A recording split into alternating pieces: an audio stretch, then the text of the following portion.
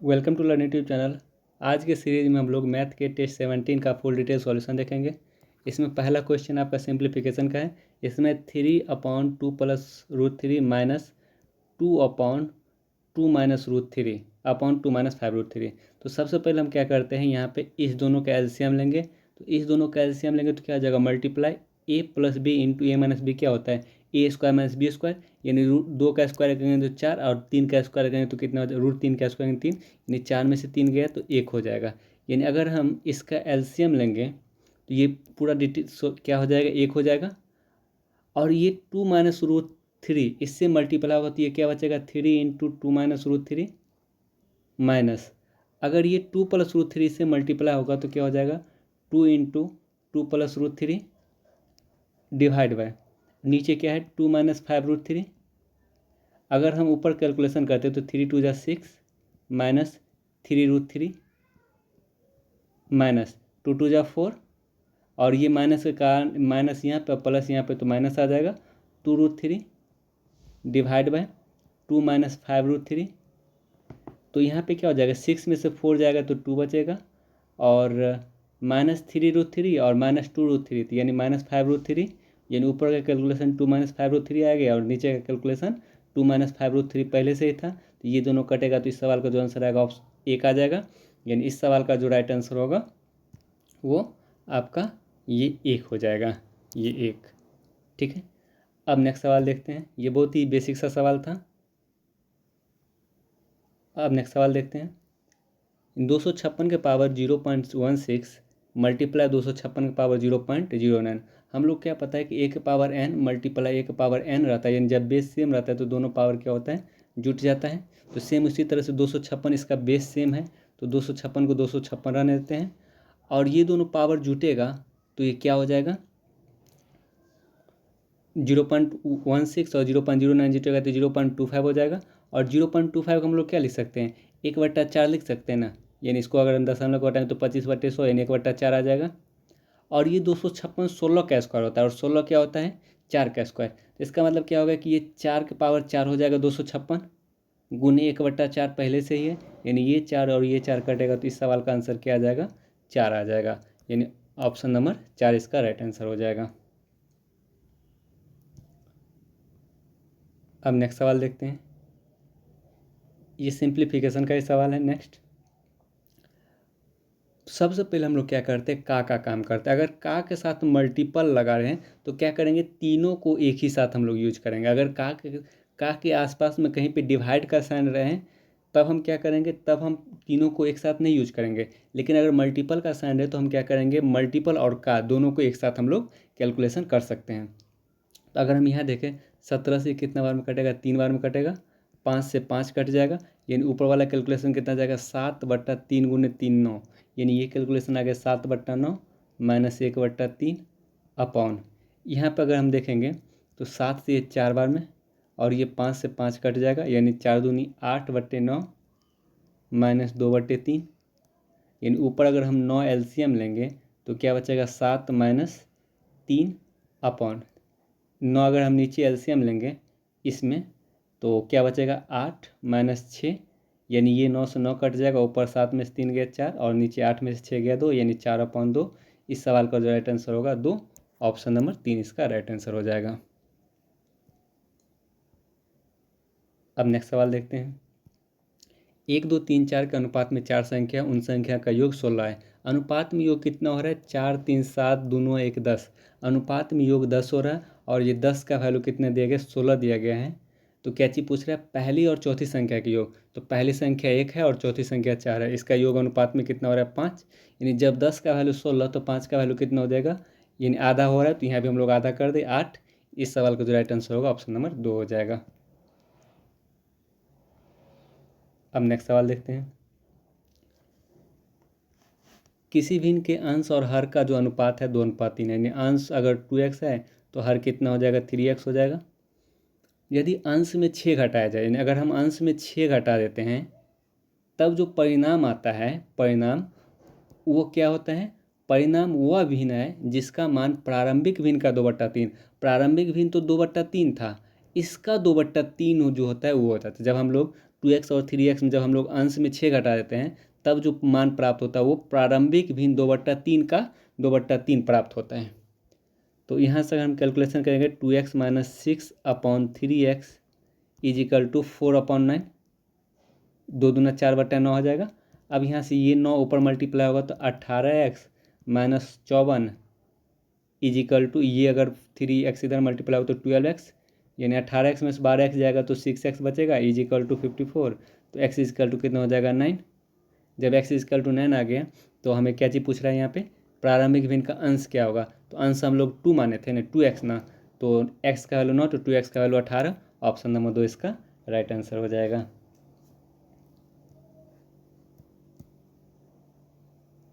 अब नेक्स्ट सवाल देखिए, यदि किन्हीं 3 क्रमागत विषम प्राकृत संख्या के योग 1323 है तो बीच वाली संख्या क्या होगी।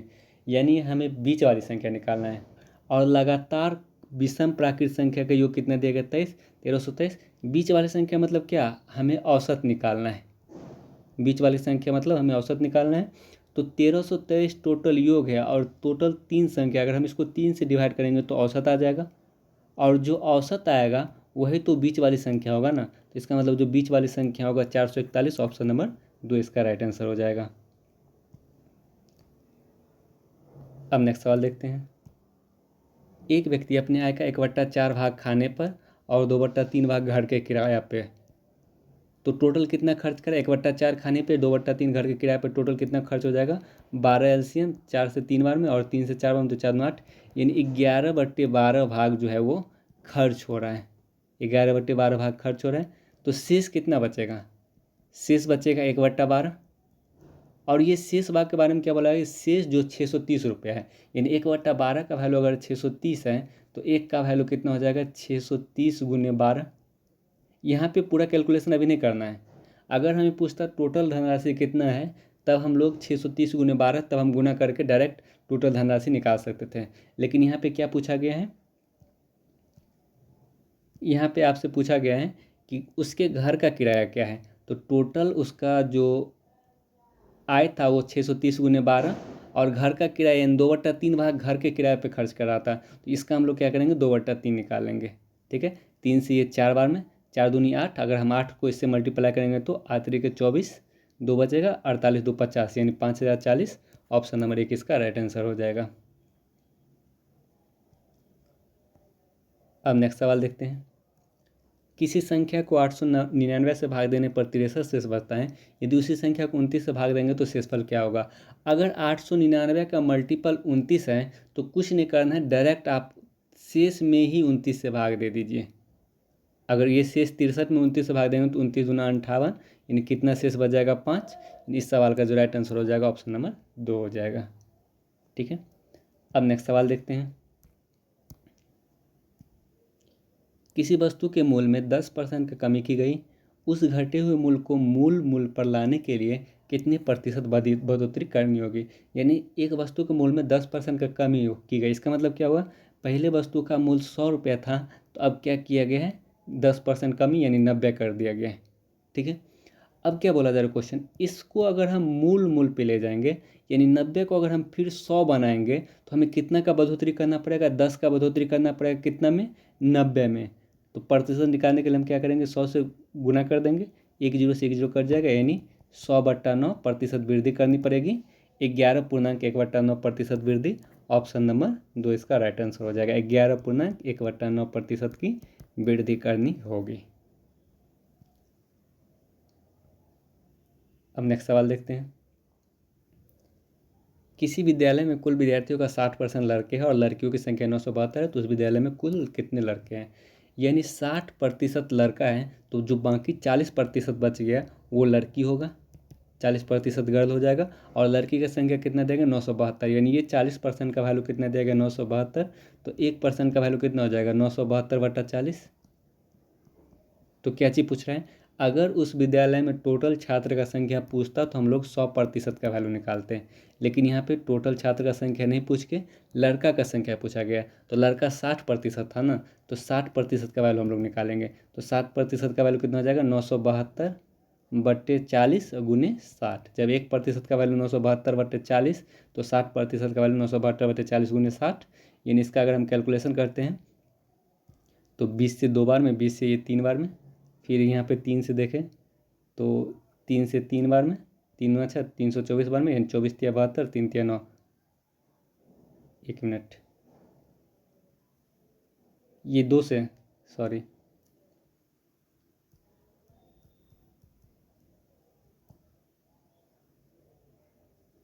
ठीक है। ये तो अभी अगर हम 2 से काटेंगे तो 2 से कितना बार में, 4 बार में, फिर 2 8 16, फिर 2 छक्के 12, यानी 486 आ जाएगा। अगर हम 486 को 3 से गुना करेंगे तो 6 टिया 18, और फिर आते हैं 24 1 25, 2 4 तिया 12 2 14, 1458। यानी इस सवाल का जो आंसर होगा ऑप्शन नंबर 2 हो जाएगा। अब नेक्स्ट सवाल देखते हैं। कोई व्यापारी अपने चीज़ों पर क्रय मूल्य से 20% अधिक मूल्य अंकित करता है और अपने ग्राहक को इस पर 8% का बट्टा देता है, तो उसका लाभ प्रतिशत ज्ञात करें। देखिए, इसको इफेक्टिव से बनाएगा तो बहुत ही ईजियली बन जाएगा। 20% अधिक मूल्य अंकित करता है तो मतलब +20, और 8% का छूट देता है तो -8। तो इस दोनों का इफेक्टिव क्या आ जाएगा, इस दोनों का इफेक्टिव +20 -8, और यहाँ पे जो साइन आता है इस दोनों का मल्टीपल आता है, तो प्लस गुने माइनस माइनस, 20 गुने 8/100। तो 1 जीरो से 1 जीरो हम काट देते हैं, और ये 10 को नीचे रहने, तो 20 में से 8 गया तो ये 12 हो जाएगा, माइनस ये 8 दूना 16 यानी 1.6 हो जाएगा ना। ये 10 इसलिए रहने दे ताकि हमें दशमलव में बैठाने में सुविधा हो। तो यानी 12 में से अगर 1.6 हम घटाएंगे तो 10.4% आएगा, वो पॉजिटिव। इसका मतलब कितना का लाभ होगा, उसको 10.4% का लाभ होगा। अगर ये माइनस में आंसर आता है इसका मतलब 10.4% का हानि होगा।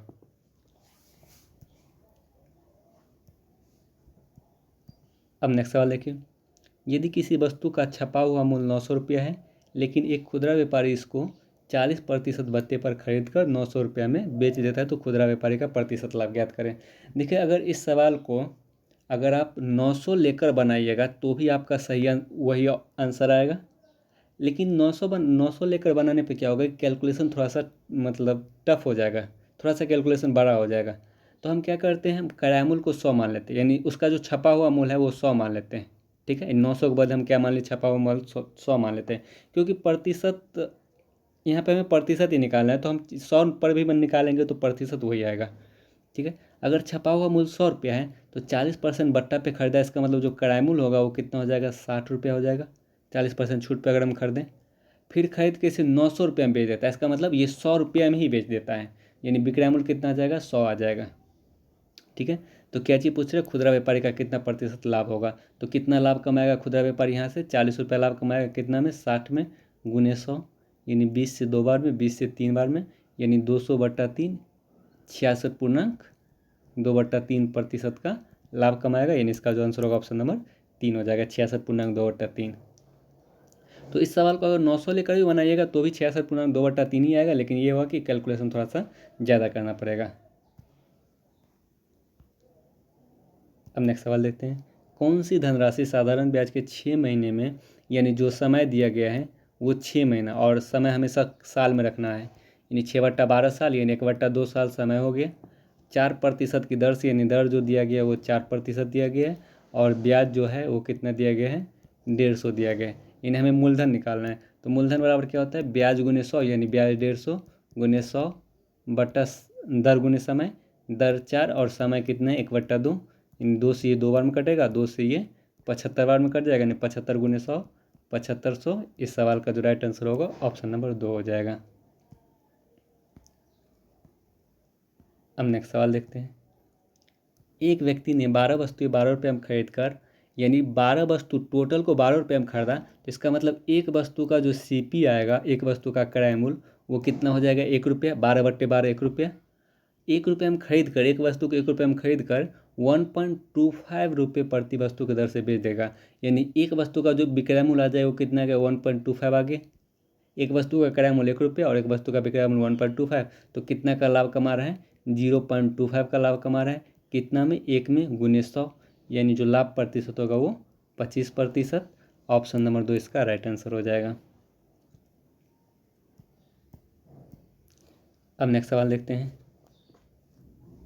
एक वस्तु को 240 में बेचने पर किसी व्यक्ति को 10% की हानि होती है। देखिए, अगर 10% का हानि होता है तो इसका मतलब विक्रय मूल्य कितना होगा, 90%। और ये 90% का वैल्यू कितना दिया गया, 240। 10% का हानि पर बेचा है, इसका मतलब 90% बेच रहा है। और विक्रय मूल्य दिया गया कितना है, 240। 90% का वैल्यू 240, तो 1% का वैल्यू कितना हो जाएगा, 240/90। तो क्या चीज़ पूछ रहा है, उसे किस मूल्य पर बेचे कि उसे 20% का लाभ हो। यानी जब 20% का लाभ हो तो परसेंटेज में कितना जाएगा, 120%। तब हम लोग क्या करेंगे, 120% का वैल्यू निकालेंगे। और 120% का वैल्यू निकालने के लिए क्या करेंगे, 1% के वैल्यू में 120 से गुना कर देंगे।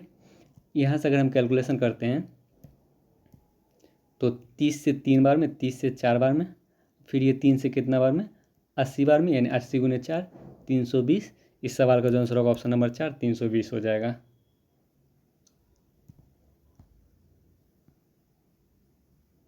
अब नेक्स्ट सवाल देखते हैं। 3 संख्याओं का औसत 60 है। 3 संख्या हम ए बी सी मान लेते हैं। अगर इसका औसत 7 है तो ए प्लस बी प्लस सी कितना हो जाएगा, 60 × 3 180। यानी योग जो होगा वो कितना हो जाएगा, 180 आ जाएगा तीनों संख्या का। उनमें से पहली संख्या हम लोग ए माने हैं। पहली संख्या शेष दो संख्या के योग का 1/4 है। शेष दो संख्या क्या बच गया, बी और सी। इसके योग का 1/4 कौन है, पहली संख्या है। ठीक है, तो ये 1/4 में 4 इधर आएगा तो 4a बराबर क्या हो जाएगा, बी प्लस सी। निकालना क्या हमें, तो पहली संख्या क्या होगा। तो हम क्या करते हैं, ये जो बी प्लस सी का मान 4a आया, तो इस बी प्लस सी के बदले हम लोग क्या रख देते हैं, 4a रख देते हैं। यानी a + 4a बराबर 180। यानी 5a बराबर 180। तो a बराबर कितना हो जाएगा, 180/5 यानी 36। यानी इस जो पहली संख्या होगा वो कितना आ जाएगा, 36। ऑप्शन नंबर 2 इसका राइट आंसर हो जाएगा।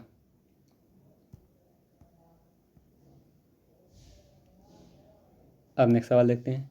एक आयताकार प्लॉट की भुजाएं 5:4 का अनुपात है और इसका क्षेत्रफल 500 वर्ग मीटर है।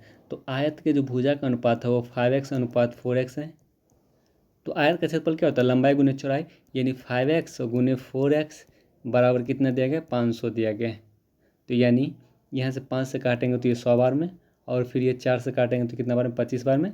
x² कितना हो जाएगा, 25 आ जाएगा। तो x कितना हो जाएगा, 5।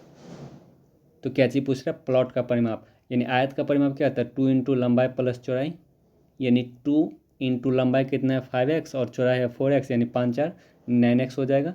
यानी इसका जो कैलकुलेशन होगा 18x।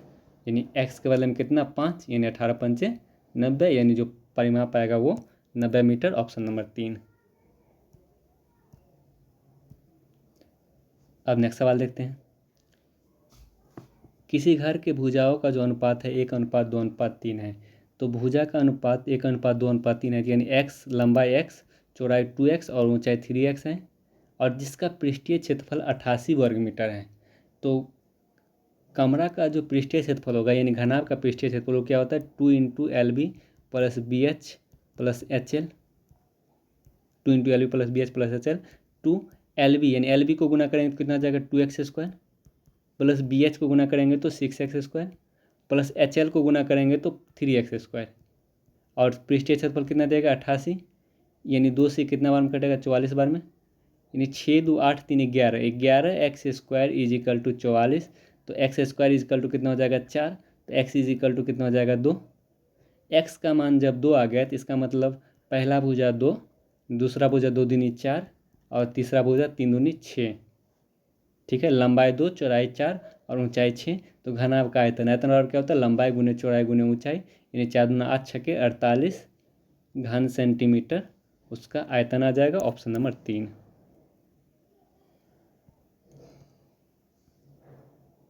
नेक्स्ट सवाल देखते हैं। यदि किसी एक वृत्त के एक खंड जिसकी त्रिज्या 5 सेंटीमीटर, यानी जो रेडियस दिया गया है वो 5 सेंटीमीटर दिया गया है, जो 3.5 सेंटीमीटर चाप द्वारा बना है। तो चाप का लंबाई क्या होता है, चाप का लंबाई πr/θ/180 और इसका जो वैल्यू दिया गया वो 3.5 है। हमें वृत्त के खंड का क्षेत्रफल निकालना है। तो वृत्त खंड का क्षेत्रफल क्या होता है, ये क्या होता है वृत्त खंड का क्षेत्रफल,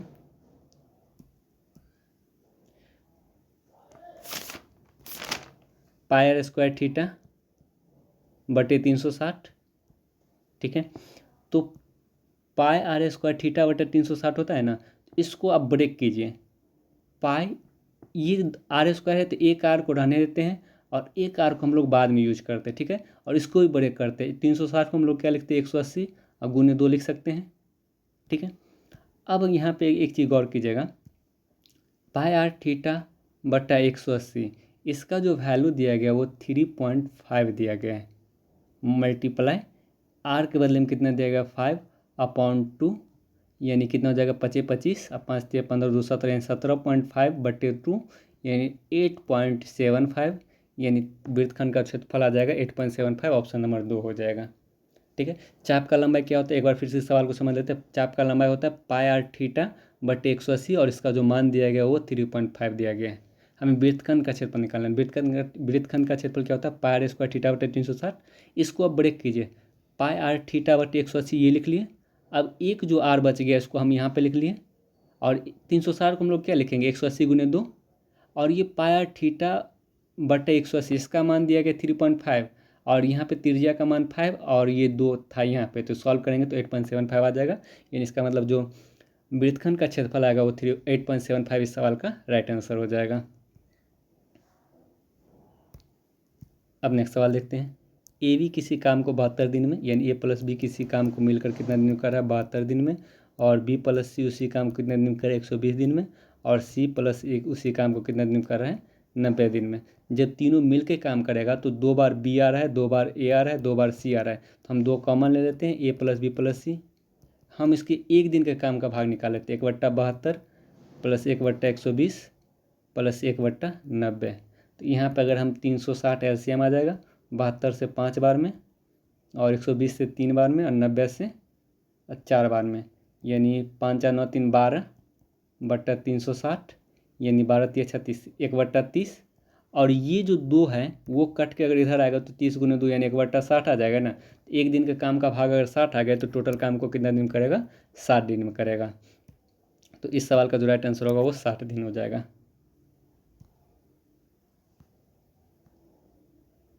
अब नेक्स्ट सवाल देखते हैं। सुमन एक काम को 3 दिन में कर सकते हैं, सुमति उसी काम को 2 दिन में कर सकता है, दोनों एक साथ मिलकर काम को पूरा करते हैं, उन्हें कुल 150 रुपये मिलता है। तो जो भी रुपया मिलता है उसकी इफ़िशियंसी के हिसाब से मिलता है। अगर और सुमति सुमन और सुमति अगर सुमन 3 दिन में काम करती है, सुमति 2 दिन में काम करती है, तो उसके दिन का अनुपात अगर 3:2 है, तो जो उसके क्षमता का जो अनुपात होगा वो कितना हो जाएगा, दिन का उल्टा 2:3 हो जाएगा। तो जो रुपया बटेगा वो किस अनुपात बटेगा, 2:3 में ही बटेगा। यानी जो भी रुपया बटता है वो क्षमता के अनुपात के हिसाब से बचता है। तो टोटल रुपया कितना हो रहा है अनुपात में, 2 + 3 5, और 5 का वैल्यू 180 दिया गया, तो 1 का वैल्यू कितना हो जाएगा, नहीं 5 का वैल्यू 150 दिया गया है, 5 का वैल्यू 150, 1 का वैल्यू 30 हो जाएगा। तो ये 2 का वैल्यू कितना हो जाएगा, सुमन का हिसाब पूछा है ना, सुमन 2 है तो 2 का वैल्यू कितना हो जाएगा 30 दूनी 60। इस सवाल का जो आंसर होगा ऑप्शन नंबर 2 हो जाएगा।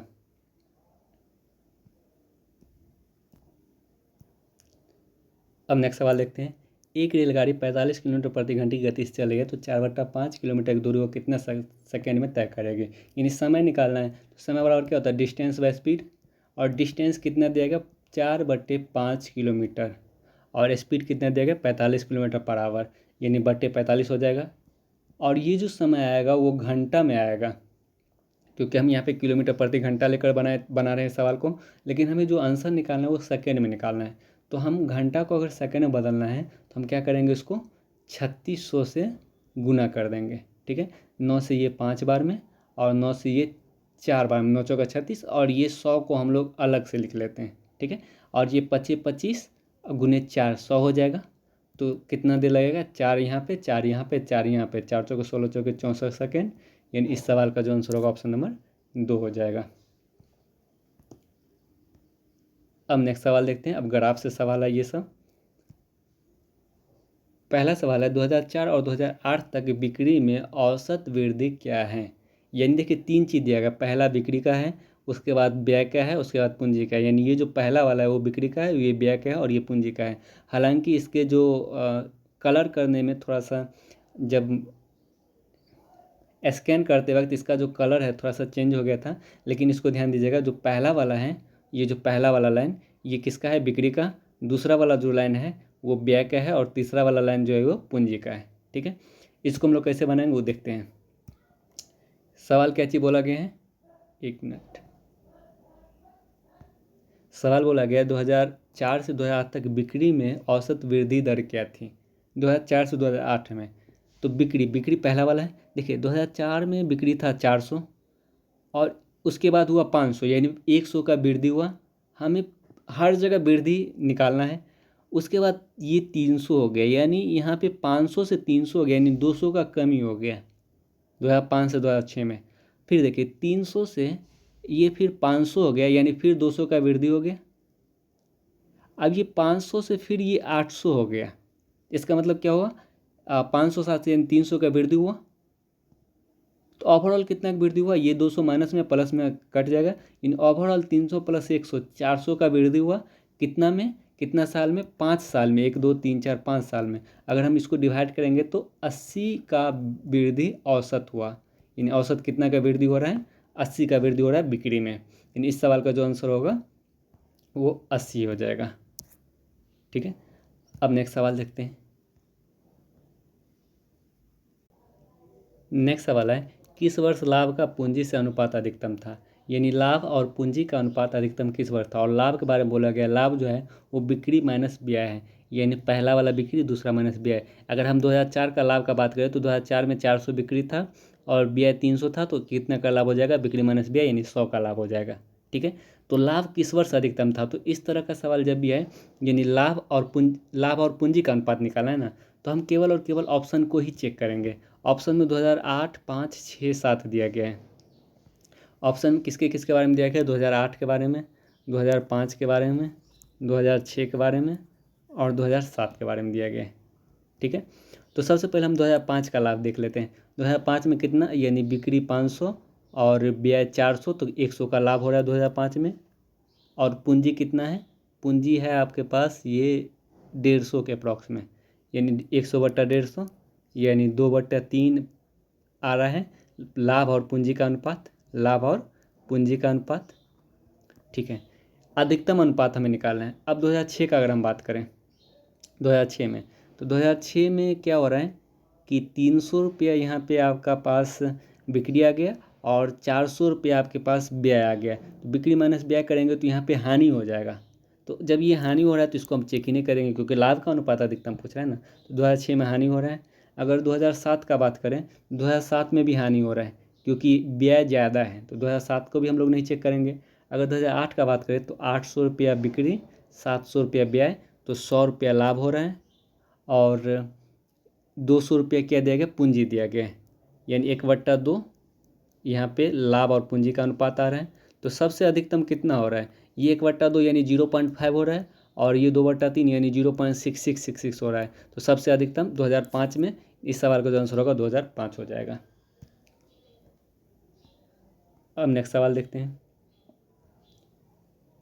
इसका भी ऑप्शन बेस्ड हम लोग बनाएंगे 2008 7 6 9, यानी इसमें हमें किसका किसका चेक करना है, 2008 2007 2006 और 2009 का चेक करना है। ठीक है, तो किस वर्ष बिक्री का पूंजी से अनुपात न्यूनतम था। यानी बिक्री और पूंजी का अनुपात न्यूनतम पूछा जा रहा है।